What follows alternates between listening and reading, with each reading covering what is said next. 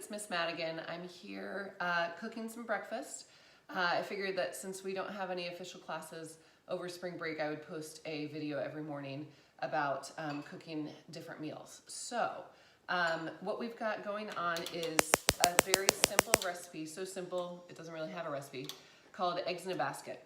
And this is something that you can make at home quite easily. It's a really quick, easy breakfast food that doesn't take a whole lot of time. So I've got a non-stick pan. I've already washed my hands. I've got a non-stick pan. I've got my bigger pan only because I'm making 2 of them. But if you want to use a smaller one, that's fine too. And into that, I'm going to pop some butter, just because butter makes everything better. If you wanted to use oil of some sort, that would be okay too. It's non-stick, so it really shouldn't stick that much, but butter is going to give it a nice brown crust. I've also got some bread slices. I'm a big fan of Wegmans, and they have this great cheesy bread, and so I got that. And what I'm going to do is take a cookie cutter and cut out the center part of the bread so that I have a hole here, and then I have the extra bread here. If you really want to get fancy, you can use a heart-shaped cookie cutter as well.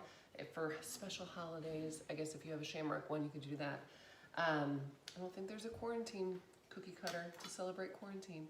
I've also got an egg already in a custard cup, and I'm gonna wait until the butter is nice and foamy and melty before I put in my bread to start. Okay, so what you can see here is my butter is starting to foam. I've got it on about medium heat, and I put in about a tablespoon, almost 2 tablespoons of butter. You really can't go wrong with butter. It's gonna add a nice flavor. So I'm gonna take the bread that had the hole in it, and I'm also gonna put the hole in itself. And then I'm going to take the one that had the heart in it and put the heart in as well. Basically, this is just a fried egg with fry bread. That's really all it is, which is why there's not really any recipe. Use more butter, use less butter. The only thing I would say is make sure that your eggs aren't like the super jumbo eggs.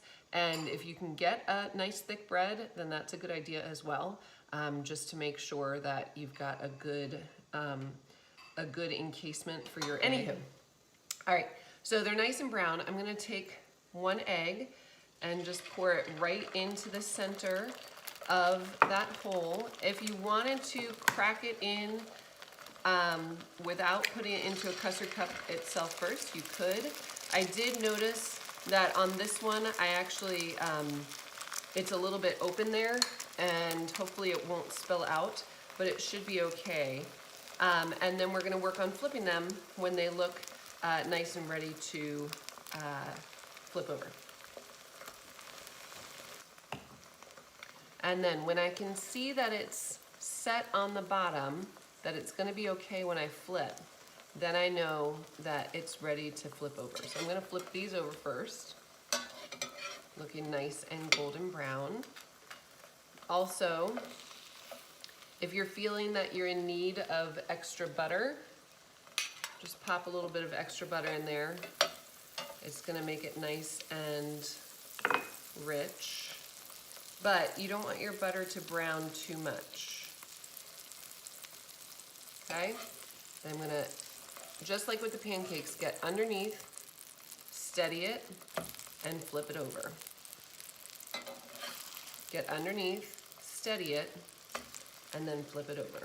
And what you can see on this other side is that I've got a nice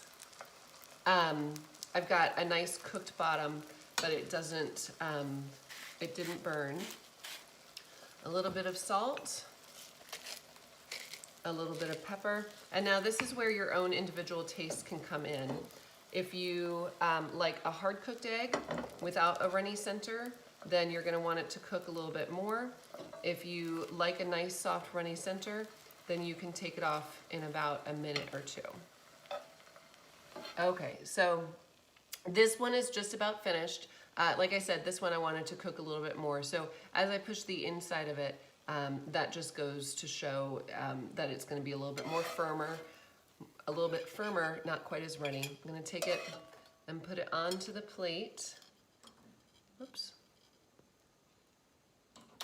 turn off my burner, and then it's ready to eat. Okay, so here we have our eggs in a basket. I just wanted to show you kind of the difference between how you cook your eggs. This is the circle one that I had originally taken off first. Like I said, I like a runnier yolk, and you can see quite how runny it is. That'll get soaked up in all the butter and all of the bread. But remember we talked about the temperature danger zone. This is definitely not cooked to 140 degrees. But if you are more of a